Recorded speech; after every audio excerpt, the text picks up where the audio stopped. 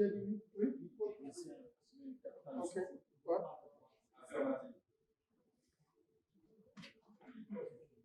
Très bien, merci beaucoup. Alors, durabilité. Tout le monde parle de durabilité, sustainability. On dit il faut être plus durable. We have to be more sustainable. Mais ça veut dire quoi? Qu'est-ce que vous entendez avec cette durabilité? Le mot est libre, il n'y a pas d'experts que de frères et sœurs. Allons-y. Mais pas tout le monde en même temps, non? Monsieur.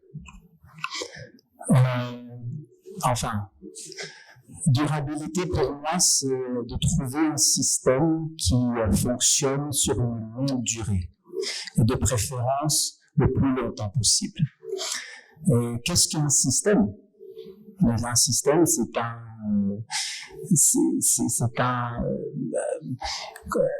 sont des éléments, c'est un ensemble d'éléments indépendants qui travaillent pour un but précis et qui arrivent à le faire fonctionner.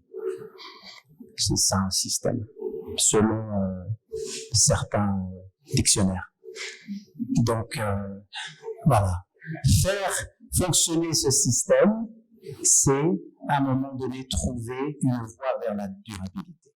Maintenant, il faut que ce système soit un système durable. Parfait, très bien. Alors, le temps, on a le temps, le système. Quoi d'autre? Est-ce que vous entendez quand vous écoutez cette durabilité? C'est quoi? S'il vous plaît.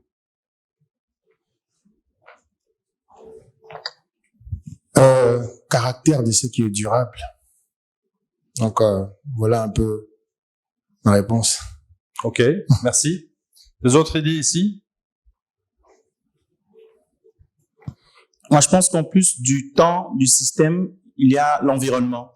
Je pense qu'aujourd'hui, quand on parle de durabilité, c'est quelque chose qui concerne la société qui entoure l'entreprise qui fait des activités durables, les partenaires, les parties prenantes, et aussi l'environnement en termes écologiques du terme, c'est-à-dire la planète. Qu'est-ce qui est fait pour la planète? La planète, ok. Quoi d'autre? Moi, je dirais un système, disons, comme le disait Monsieur Mombi tout à l'heure, un système durable, c'est un système qui peut à la fois aller sur le temps, mais aussi doit se baser sur la qualité de la chose pour que ça puisse être à la fois efficiente et consistante. Pour moi, durabilité, ça veut dire viabilité à travers les différentes transformations, les différents changements qui peuvent affecter une entité ou bien une chose en particulier, mais qui, grâce à sa viabilité, perdure, donc continue à fonctionner. Ok, très bien. Bon, comme vous entendez, il y a des aspects différents. On a des idées différentes.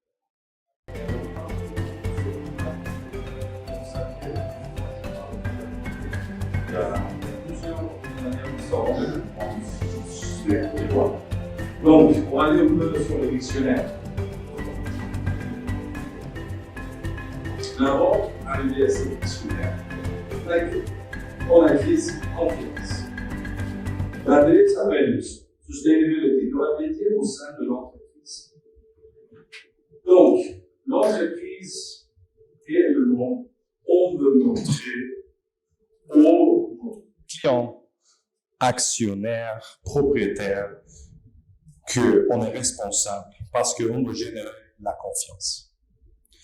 On parle beaucoup de fois de cette durabilité de la planète et c'est très très lié à la durabilité économique parce qu'aujourd'hui, quand on voit les grands accords, des fois ils sont sous-signés par des pays mais pas pour les autres. Parce qu'il y a des pays qui disent ça fait des dégâts que vous avez développés pour l'économie sans penser aux planètes. Et maintenant, c'est à nous et vous commencez à vos trucs de Kyoto pour les accords de Paris, etc. Donc, la durabilité de la planète écologique est très liée à la durabilité économique. Et si on regarde aujourd'hui le thème de durabilité, on fait 3 catégories. Et une catégorie qu'on oublie souvent, c'est la catégorie première, c'est l'activité sociale. On va revenir encore sur cette activité sociale parce que pour nous, ce qu'on fait, ça, c'est le catégorie plus important pour nous quand on parle de la vie au sein de l'entreprise. Mais le 3 catégories de durabilité sociale, environnementale, mentale ou écologique, et après l'efficacité économique. La plupart de nous, on parle de planète, on a entendu ça, on parle de l'économie, mais pas trop de social. Alors, comme j'avais dit, on parle de durabilité au sein de l'entreprise. On a public, on a des parties prenantes. Et on a des stakeholders. On a des stakeholders internes qui sont tout le monde qui travaille, les management, les employés, mais aussi les propriétaires. Mais aussi, on a des parties prenantes qui nous regardent au niveau de la durabilité. Et c'est les fournisseurs, la société, le gouvernement, les actionnaires, nos clients. Je peux vous donner un exemple. En Suède, il y a une entreprise qui produit du lait de l'avoine. Et ça a vraiment remplacé dans la société le lait normal. Donc, dans beaucoup d'entreprises, les gens qui boivent le café avec du lait, ils ne boivent plus de lait de la vache parce que pour les raisons environnementales. Mais cette entreprise est sortie dans les nouvelles qu'ils ont des actionnaires qui contribuent de manière négative dans les forêts au Brésil, en Amazonie. Et dans 2-3 semaines, ils ont enlevé tout le lait de l'avoine dans les entreprises suédoises. Donc, les Suédois, ils ont arrêté de boire du lait de l'avoine et maintenant ils boivent le lait de vache.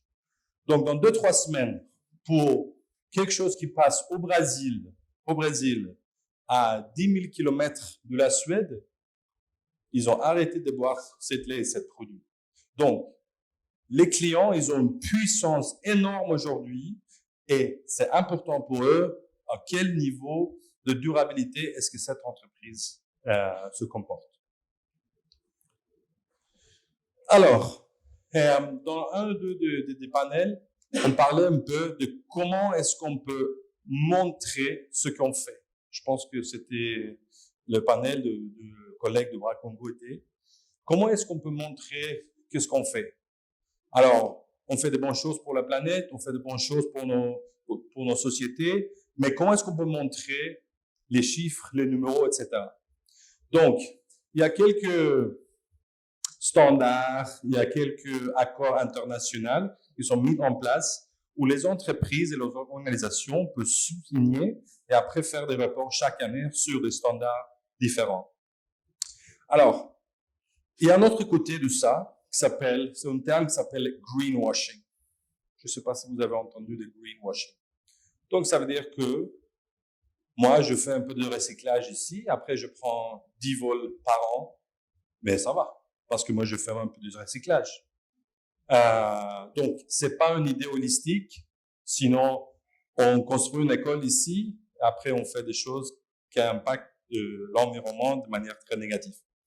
Mais l'idée avec tous ces standards, c'est de pouvoir améliorer, c'est de pouvoir dire qu'est-ce que je fais l'année dernière, qu'est-ce que je fais cette année et l'année prochaine. Mais aussi parce qu'aujourd'hui, les investisseurs nous demandent, alors, dans votre rapport de GRI, Global Reporting Initiative, qu'est-ce que vous avez montré comme chiffre l'année dernière? Est-ce que j'ai l'intérêt d'investir dans cette entreprise? Ça, c'est important parce que moi, j'ai aussi des yeux qui me regardent. Donc, c'est pour quelques entreprises, surtout les grandes multinationales, ça, c'est fondamental, indispensable, mais en même temps, ça pressionne vraiment de pouvoir améliorer et faire bonne chose. Alors, je ne sais pas si vous avez entendu, on va faire ça. Vous avez entendu des objectifs de développement durable. Oui?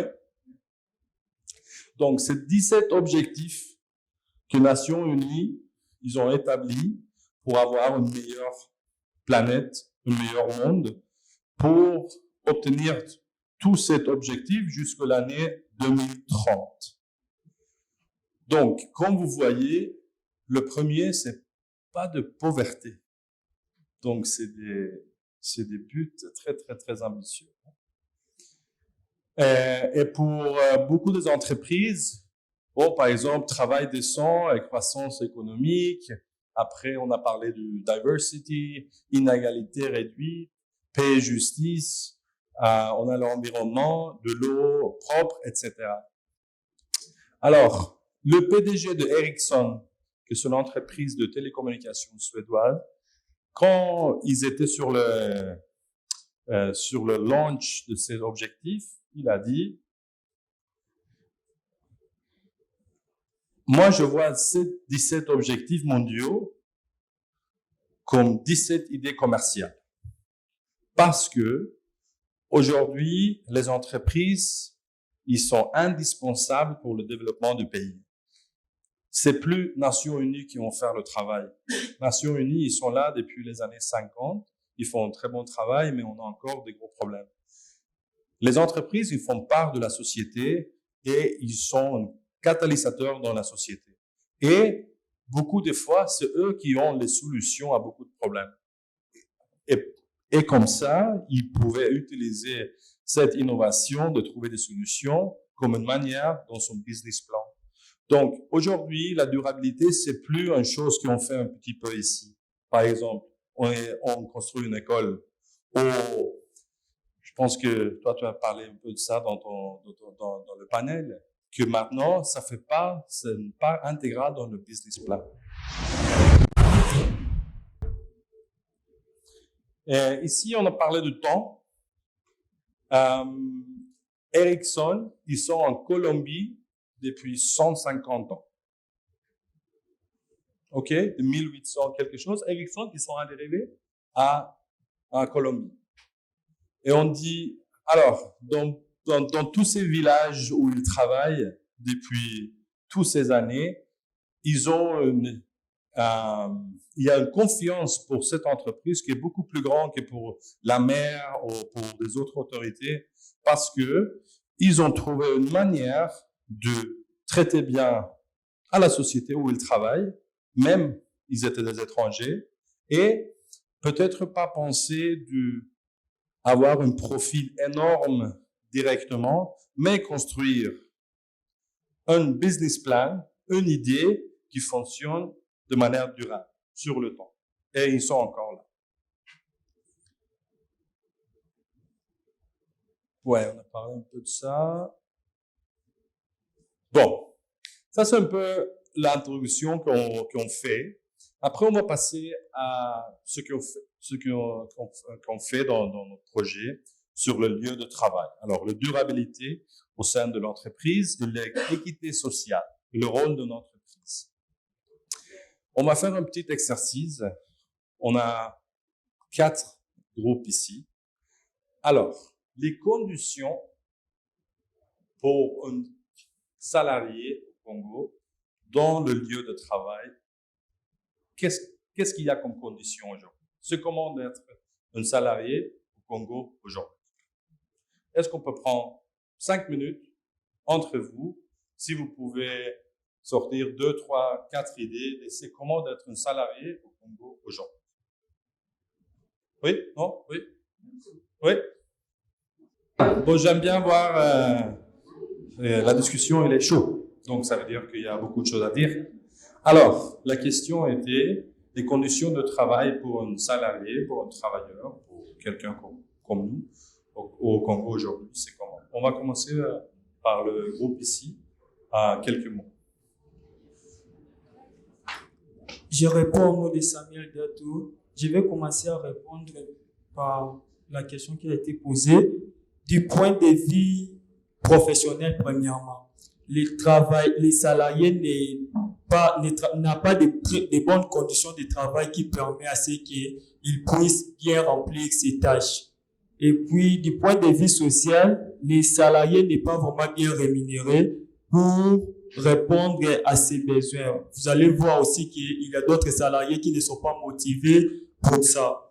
Du point de vue légal, il y a des lois, bien sûr, qui sécurisent les salariés dans le code du travail. Malheureusement, ces lois n'est pas respectées, n'est pas prises en compte par les employés. Et puis, il n'y a pas aussi une bonne stratégie que l'État a mis en place pour sécuriser ces employés qui ont leurs droits et leurs droits ne sont pas respectés, malheureusement, par les employés. C'est par les employeurs. C'est un peu ce que je pouvais donner de manière brève. Merci beaucoup. Vous voulez ajouter quelque chose? C'est la réponse du groupe. Parfait. Merci beaucoup. On continue. Je ne sais pas si c'est une réponse du groupe. Moi, j'ai une expérience qui n'est pas congolaise. Donc, en arrivant ici, dans un domaine assez particulier, qui est la production cinématographique, mais qui est aussi formaté d'une autre manière, je me suis déjà rendu compte que je ne pouvais pas travailler tel qu'on travaille au Congo. Au Congo, en fait, au départ, j'ai remarqué que les gens vont au travail, mais ils ne vont pas travailler. Moi, je travaille au projet. Je travaille au projet. Donc, je disais tout à l'heure, la question de dire on est là à 7 heures, on doit partir à 16 heures, ça ne me concerne pas. Parce que moi, je commence à travailler tous les jours à 5 heures du matin. Je prépare la journée de mes collaborateurs. Donc, je prépare tout ce qu'on va faire dans la journée. Et une fois par semaine, je fais un status où on évalue ce qu'on a fait. Ce qui m'intéresse, c'est pas de venir au travail tous les jours. Chez moi, on travaille 4 jours par semaine. C'est définir un projet, de le mettre dans un planning, de dire voilà, ces projets, on a 3 mois pour le développer, on a 6 mois pour le financer, on est dans un planning. Si on finit un projet très bien en 2 mois, ben on a fini en 2 mois, on passe à un autre projet. Parce que il faut avoir pas ses œufs dans le même panier. Mais du constat ici, revenons sur, tout à l'heure on parlait de durabilité. Mais dans durabilité, il y a un terme assez spécial. C'est l'habilité à tenir la durée. L'habilité, c'est donner l'habilité et les instruments pour tenir la durée. Dans mon métier, tout est durée. Si on vous signe un contrat pour faire un film de 129 minutes, ben vous livrez un film de 129 minutes. Et vous devez le livrer en temps donné, avec un budget donné. Tout ce qui est extra est un professionnel. Donc, si moi, au départ, je vois les gens, on dit, bon, j'ai une DRH. On dit, bon, on travaille à partir de 8 heures, les lois du Congo, tout ça. Et les gens, ils arrivent en retard. Moi, j'ai une allergie aux gens qui arrivent en retard. Parce que le retard est un manque de respect. Moi, je n'arrive jamais en retard, j'arrive en avance. Donc, déjà, quand quelqu'un arrive en retard, je considère que tout ce qu'il me dit n'est pas bon. Donc c'est pas une question de loi du travail, je pense que c'est une question de culture du travail. N'accueillir Mossala. Mais est-ce qu'accueillir Mossala? Donc je pense que dire Congo, il y a une diversité, tout à l'heure on parlait de diversité de culture. Moi je me suis dit, mais ça c'est moi. Parce que moi, en fait, je suis un chômeur qui a des employés. Donc je me suis dit, je vais appliquer ce pourquoi j'ai été formé. Être au service de mon équipe. Mais ça veut dire aussi former cette équipe, convaincre. Dans un pays où les gens pensent avec la Bible dans la tête, il faut les sortir de là. Donc, essayer de leur apporter petit à petit, sans trop bousculer, et le remettre dans un autre cadre. Le remettre dans un cadre où, tout à l'heure, Madame Boitia le disait bien, il faut valoriser l'autre. Il faut lui amener de la valorisation, d'abord. Il se considère comme une personne importante dans un système, c'est un coéquipier. Mais tout ça, c'est de la machinerie presque, parce que il faut aller presque sur la pointe des pieds, n'est pas trop, mais être toujours leading by example. Être le premier arrivé, les derniers à partir, être celui qui respecte l'autre. Parce que si vous dites des choses aux gens et vous les appliquez pas, quelles que soient les lois du travail, ça marchera pas. moi, j'ai besoin de productivité, j'ai besoin que mes projets avancent. Si moi, personne ne m'appelle pour me dire, lève-toi, va travailler. Si moi, je ne travaille pas, les employés n'auront pas de revenus. Très bien, merci. Alors, j'ai entendu culture, j'ai entendu les Congolais, ils vont au travail, mais ils vont pas. Je généralise pas, mais je parle de mes Congolais. Très bien. Donc, ça veut dire qu'on parle de tous nous nous sommes ici. Non? On va au travail, mais on va pas travailler. Donc, on va revenir à ça. Excusez-nous. Alors, la prochaine groupe. Quelques mots sur votre discussion. Oui, au fait, nous avons axé notre raisonnement sur 2 points essentiellement. Le premier est plus axé sur les avantages que possèdent les supérieurs par rapport aux subalternes. Quand je dis supérieurs, je fais carrément allusion aux directeurs et tout ça, les directeurs marketing comme M. Jules. Donc, tous ces directeurs-là, du point de vue médical, par exemple, ils ont un accès, par exemple, dans les programmes médicaux, le programme de santé, par exemple. Lui, il est dans son bureau climatisé, peut-être, hein, M. Jules, il est dans son bureau climatisé, il n'est pas peut-être sur le terrain chaque jour, mais les subalternes, lui, qui est dans les nettoyages, il est dans les transports des matières lourdes, il est vraiment dans le monde du risque chaque jour, il est exposé. Il n'a pas plus d'avantages que les directeurs qui est toujours dans son bureau. Alors, cet accès déjà qui est d'une manière inégalement répartie est un problème. Mais aussi, il y a un autre point axé sur ce que veut au fait l'employé. Les employeurs ne sont pas des dieux. Qu'est-ce que tu veux en soi? Par exemple, une personne qui est dans les nettoyages, il a étudié, un licencié, il a un master, mais vu les réalités du terrain, il s'est réorganisé, il s'est réorienté.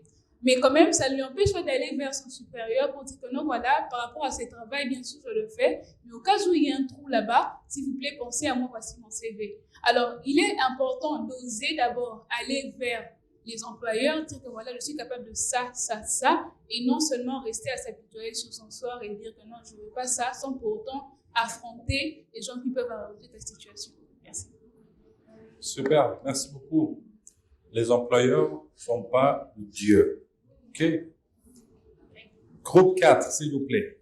En tout cas, c'est comme si vous saviez que c'est nous qui allons conclure.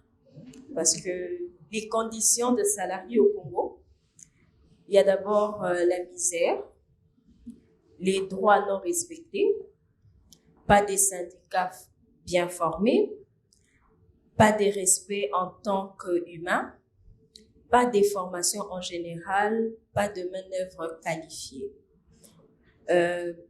Mis sous les faits accomplis, donc les employés sont mis sous les faits accomplis, pas de dialogue entre employeurs et employés, gap dans la demande des employés et employeurs, pas de prise en compte des risques, compétences et redevabilité. Objectification, donc il n'y a pas, comment on appelle ça, il n'y a pas d'objectifs, ils ne sont pas considérés comme humains, voilà, pour le traiter bien au sein de l'entreprise, ne se sentent pas écoutés. Et il y a aussi un problème de système éducatif de base. Donc, voilà. J'aimerais bien compléter pour répondre un peu à ce que mon grand frère Baloufou a dit tout à l'heure, qui est une perspective, et j'aimerais bien ajouter une autre. Le Congo est un pays high risk, haut risque et grand profit.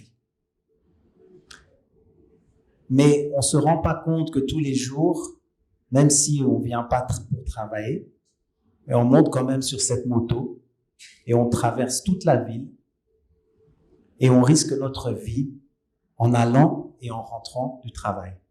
C'est un haut risque, mais avec un profit très bas. Donc, à un moment donné, il faut se poser la question, est-ce que il ne faut pas à un moment donné, mettre des objectifs de durabilité précis pour les employés en RDC.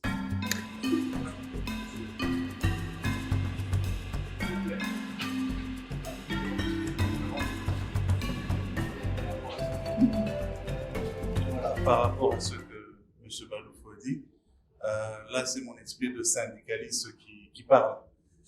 Quel que soit le domaine d'activité, un travailleur est à respecter.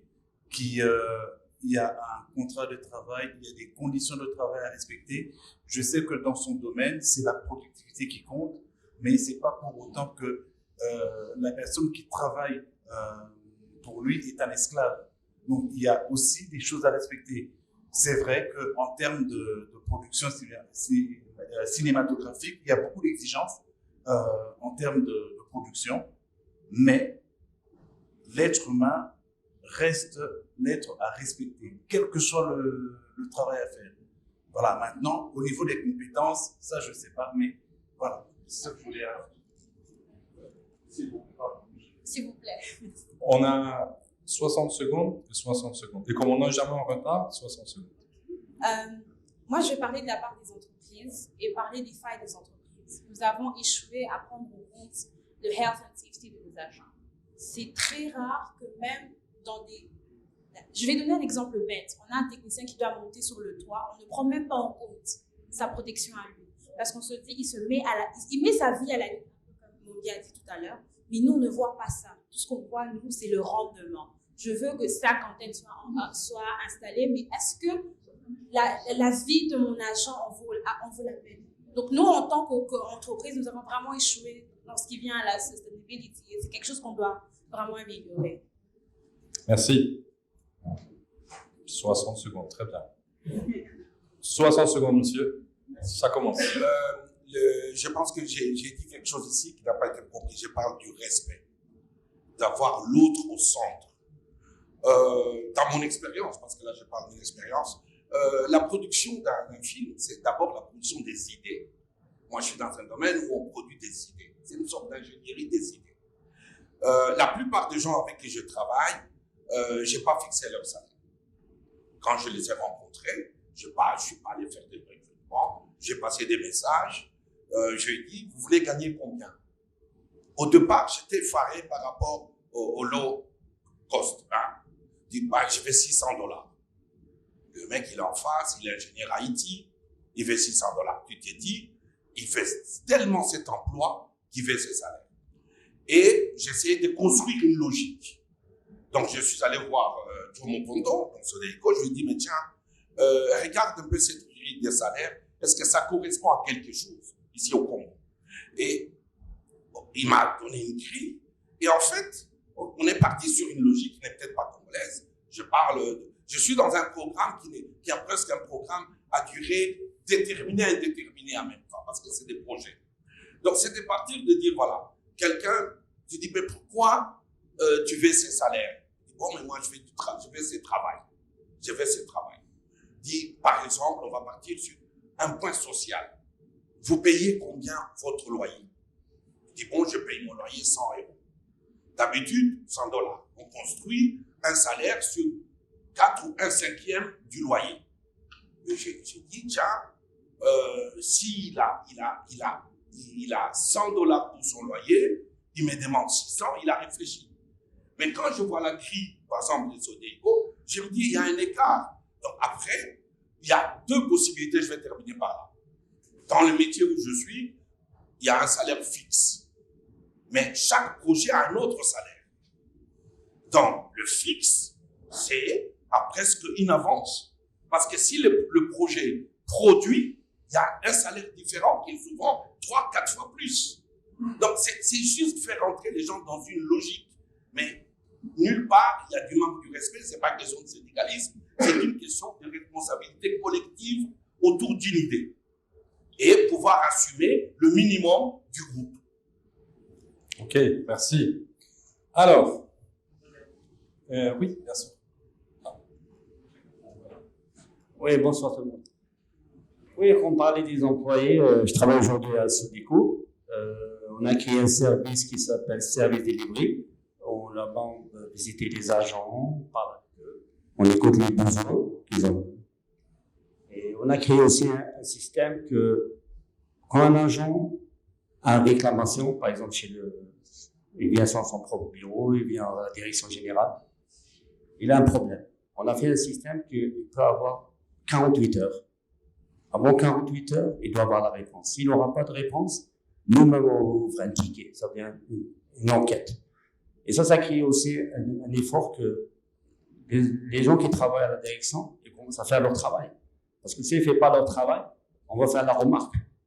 Et ça, moi, je trouve que c'est une très bonne idée. Ça me donne un peu l'exemple de Suède, par exemple, où tu as un grand boss, un grand propriétaire qui prend le petit déjeuner avec un nettoyeur. Et ça donne aussi un peu un système pas très européen, mais c'est un peu quand même, on est tous les mêmes, on est tous pareils, il n'y a pas de différence. Et ça, je trouve, c'est ce que Sodeco est en train de financer maintenant, moi, je trouve que c'est super bien pour le futur. Merci. Alors, c'est un peu l'idée. On a commencé ici avec une idée de comment travailler avec les défis qu'on a. Et donc, on va faire un petit autre exercice. On a encore 10 minutes. Donc, on va prendre 5 minutes de parler le problème ou les conditions que vous avez détectées dans votre groupe. Qu'est-ce qu'on pourrait faire pour améliorer, pour trouver une solution? Comment est-ce qu'on pourrait faire pour avancer? Parce que tous qui sont dans cette salle aujourd'hui, vous êtes le leader d'aujourd'hui, vous êtes le leader de demain, et la réponse, c'est chez vous. Donc, c'est toujours facile de dire, oui, mais eux, ils doivent faire, mais qu'est-ce qu'on pense, nous? Qu'est-ce qu'il faut faire pour travailler avec, on a entendu ici, par exemple, la législation, les salaires, les conditions, le traitement, etc. Alors, on prend 5 minutes, parle un peu sur les problèmes ou les conditions que vous avez identifiées et comment est-ce qu'on pourrait faire pour avancer. 5 minutes. D'ailleurs, le dialogue entre employés et employeurs. Mais on comprend aussi que en RDC, ce dialogue-là n'est pas assez fluide. Donc, il faut réfléchir sur des mécanismes qui permettent à ce que l'employé puisse faire entendre sa voix au niveau de l'employeur. Comme le disait tout à l'heure notre collègue, c'est que c'est pas tout le monde qui est passé par Sodeco qui peut bénéficier par exemple du service des Sodeco qui permet de rendre la machine assez fluide pour remonter jusqu'au niveau même du DG, les préoccupations des employés. Donc, d'autres personnes sont vouées à eux-mêmes. Et comme on connaît les conditions de la RDC, la plupart des employeurs, ce sont des expatriés, je vais le dire comme ça, les Libanais, les Chinois et consorts. Donc, c'est pas toujours facile qu'un employé puisse atteindre ces niveaux-là. Et du point de vue social, c'est que les employeurs doivent ne plus avoir peur de pouvoir aller vers des institutions comme la CNSS, comme les sociétés d'assurance pour assurer leurs employés. Parce que ça aussi, ça garantit une bonne productivité et la durabilité dans une entreprise. Un employé heureux, c'est l'employeur qui est heureux, c'est des associés et des actionnaires qui sont heureux parce qu'ils vont gagner à long terme. Et puis, il y a le côté étatique, c'est que l'État aussi doit remplir sa mission en appliquant les diverses lois, notamment sur le travail.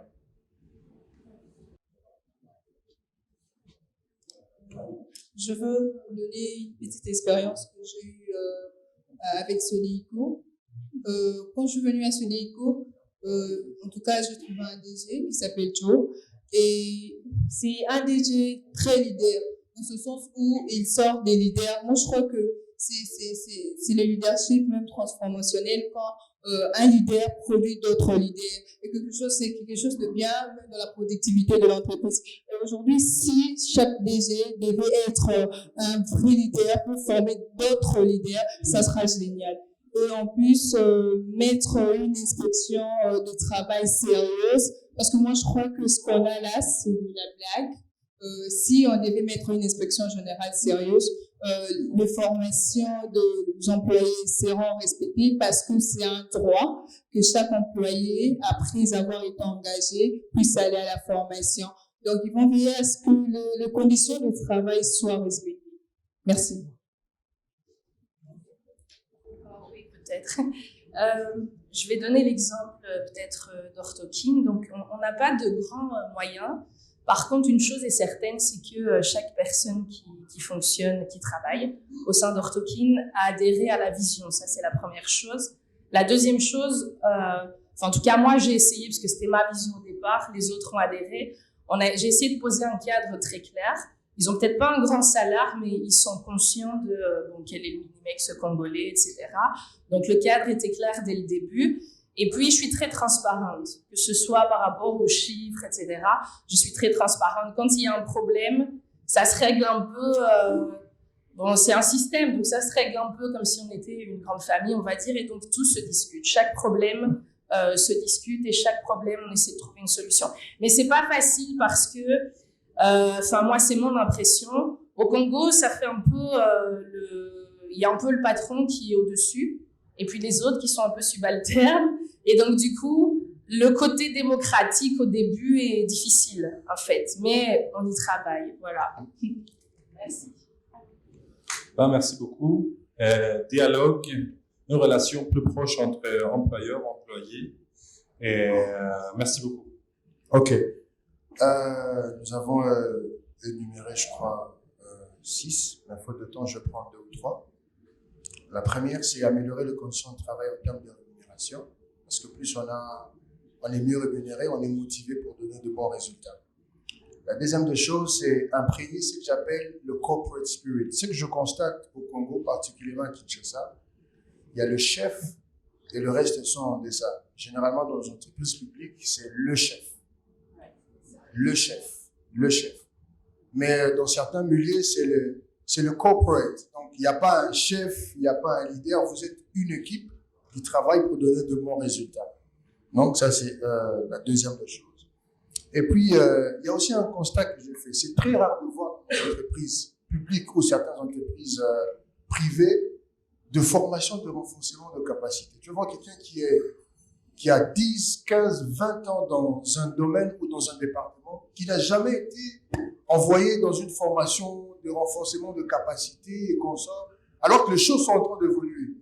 Alors, il faut que nos entreprises, soit publiques, soit privées, envoient les employés dans des formations. Je donne un exemple. Je suis allé rencontrer un conseiller d'un ministère dont j'étais qui ne maîtrisait pratiquement rien du domaine dans lequel il était conseiller. Alors je me dis, à quoi ça servait d'être conseiller alors qu'on ne maîtrise rien dans ce domaine? Par contre, on pouvait organiser des formations de ce domaine-là pour produire de bons résultats. Alors, pour finir, la dernière des choses, voilà, par exemple, des structures comme des workshops comment on dit en français? Voilà. Si j'étais employé, j'aurais dû envoyer mes employeurs. Alors, on a toujours tendance à penser que certaines personnes ou certaines structures ne peuvent pas donner mieux que ce que nous connaissons avec notre cueil, tout notre cueil et consorts. On ne sait pas envoyer nos employeurs à des structures comme ça pour apprendre. Alors, je me dis, j'ai tellement appris, je suis seulement venu aujourd'hui, j'ai tellement appris. Alors, je me dis, si un employé décide d'envoyer 1, 2 ou 3 ou 4 ou 5 de ses employés, ils vont beaucoup apprendre. Ça va aider pour donner de bons résultats dans n'importe quel domaine dans lequel ils sont impliqués. Donc, voilà un peu ce que je peux. Merci beaucoup. Alors, oui, nous avons discuté plusieurs points. Alors, premièrement, il y a le cadre culturel ici, parce qu'il y a une très grande différence entre les employeurs qui viennent, par exemple, de l'Asie du Sud-Est ou de l'Asie du Sud, qui sont nombreux ici, à l'opposé de l'employeur qui viendrait de l'Occident. Et donc, par rapport à ce problème culturel, il est très important d'abord que l'État puisse jouer son rôle de protection de l'employé. Parce qu'il serait dur de changer les conditions au sein de ces structures-là, étant donné la culture qui parfois est prédiquée vers, je dirais, l'exploitation des employés.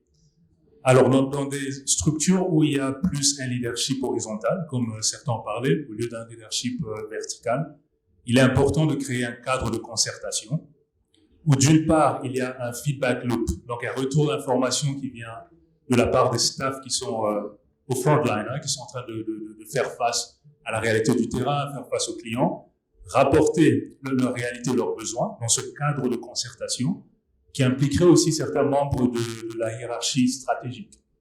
Et donc, analyser cela et arriver à certaines décisions qui tiendraient compte de réalités financières, budgétaires de l'entreprise, clairement, parce qu'on ne peut pas tout donner. Parfois, les employés peuvent aussi exagérer un peu, mais arriver à des solutions qui seraient bien pour les employés. Et puis, finalement, c'est un point dont on n'a pas parlé, mais j'appuie ce que mon frère de l'autre côté a dit. En termes de formation, en termes de renforcement de capacité, c'est un problème aussi culturel au niveau de la RDC. Et ça, c'est quelque chose, je crois, des forums comme celui-ci, c'est quelque chose qu'on doit complètement pousser. Personne n'est parfait au début, on a besoin de renforcer ses capacités, même dans le management, c'est très important. Si on veut qu'on ait des gestionnaires qui, excusez-moi, je suis un peu bias, comme on dit en venant des États-Unis, je crois qu'il faut un leadership horizontal, mais si on veut ce changement de culture-là, il faut un renforcement de capacité aussi. Donc, on va résumer là. Merci beaucoup. Donc, on a le dernier groupe. Vous avez les dernières 2 minutes.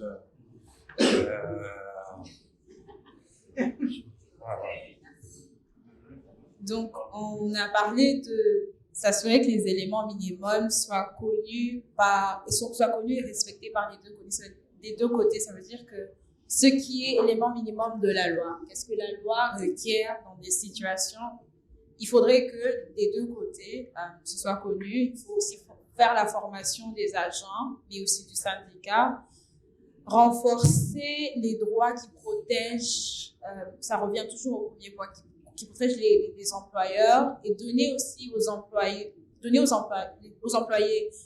droit de dire non et le droit à la grève. Oui, nous nous sommes aussi mis d'accord sur le fait qu'il est important, d'un moment donné, veiller à ce qu'il y ait un changement de paradigme national. Parce que si le Congolais ne réalise pas qu'il n'est pas sous-développé, mais plutôt surexploité, nous allons toujours tourner autour du pot. Et aussi une autre chose que le Congolais doit réaliser. Nous parlons toujours de 5 ressources stratégiques, ça fait 100 ans. Et ces ressources ne fait manger que 0,1% de la société.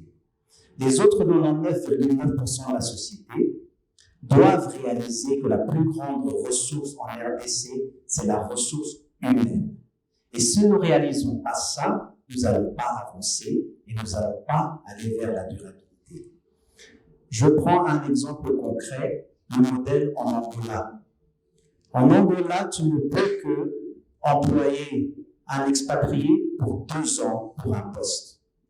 Après ces 2 ans, tu as comme condition pour pouvoir continuer que ce poste existe, tu dois former un local.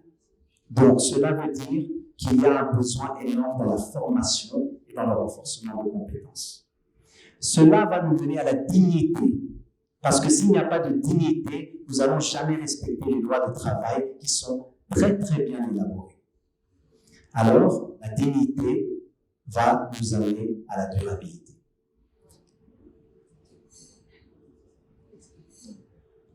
Ok, merci beaucoup.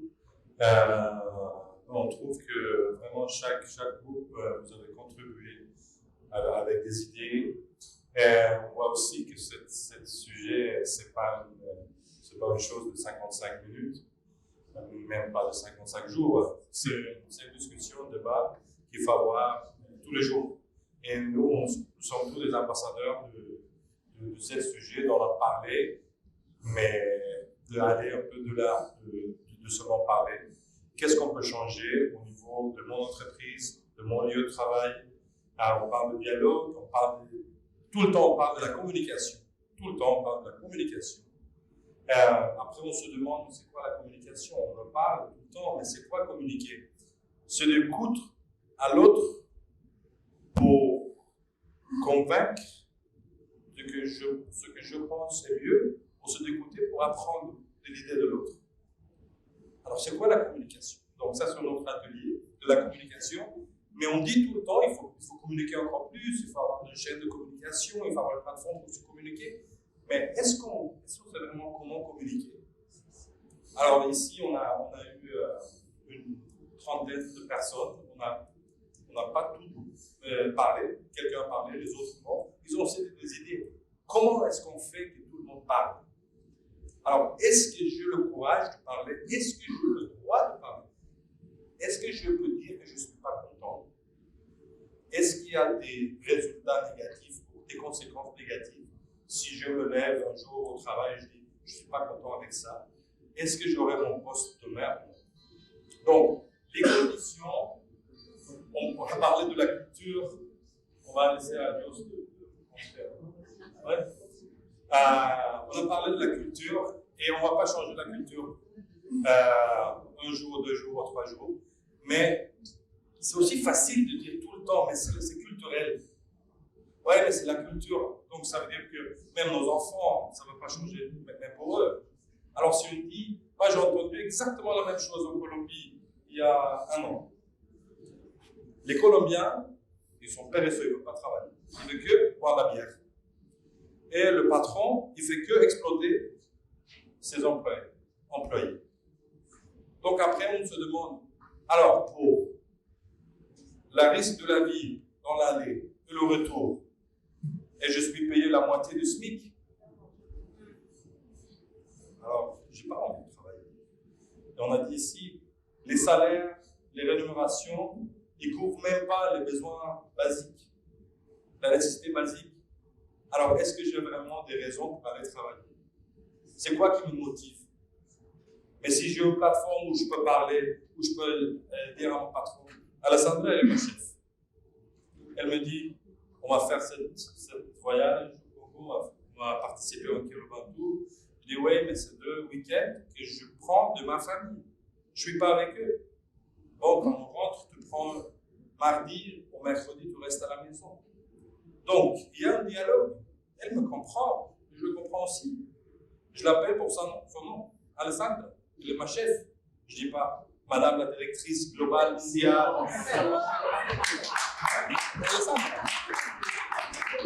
Et je pense que c'est pour ça que je dis on est tous des ambassadeurs, on peut tout commenter.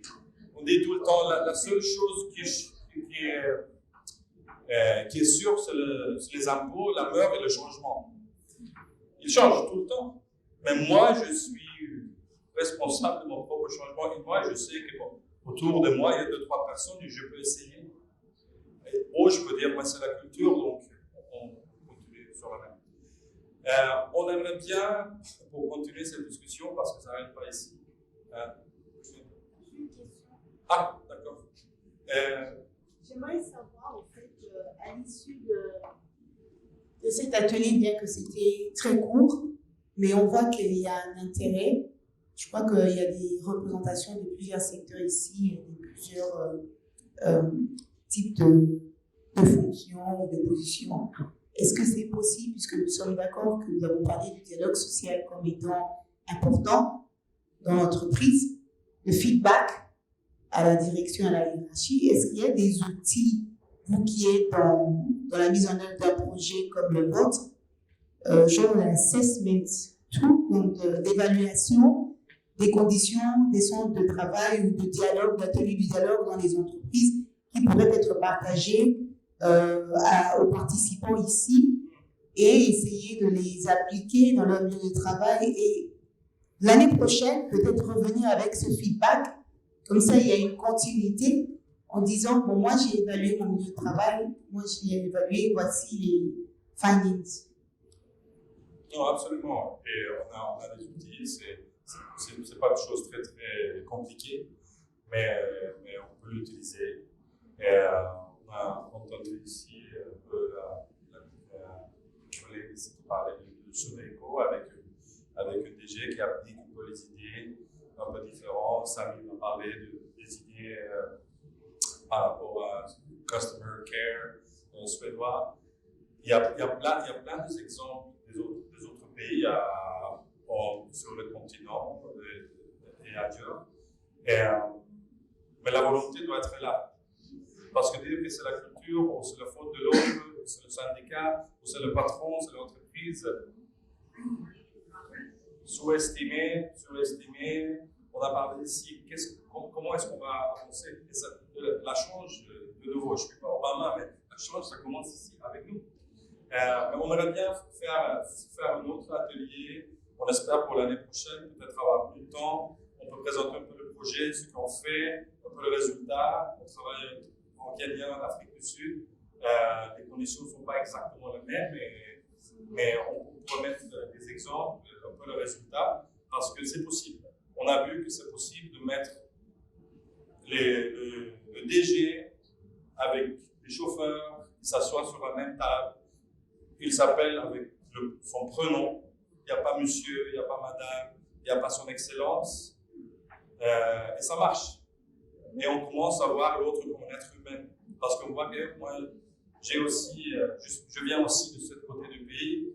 J'aime aussi le sport. On commence à voir les similarités au lieu des différences. Donc voilà. Bon, je voudrais vous remercier beaucoup pour votre participation très active. On va retourner, comme Carla dit, l'année prochaine avec nous.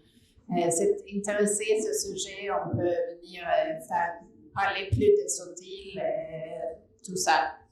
Quand même, on va laisser la parole à la prochaine session, mais je crois qu'on a conclu que quand même le sujet principal de transformation leadership, c'est très important pour atteindre cette durabilité dont on a parlé. Merci beaucoup. Guy Bantu.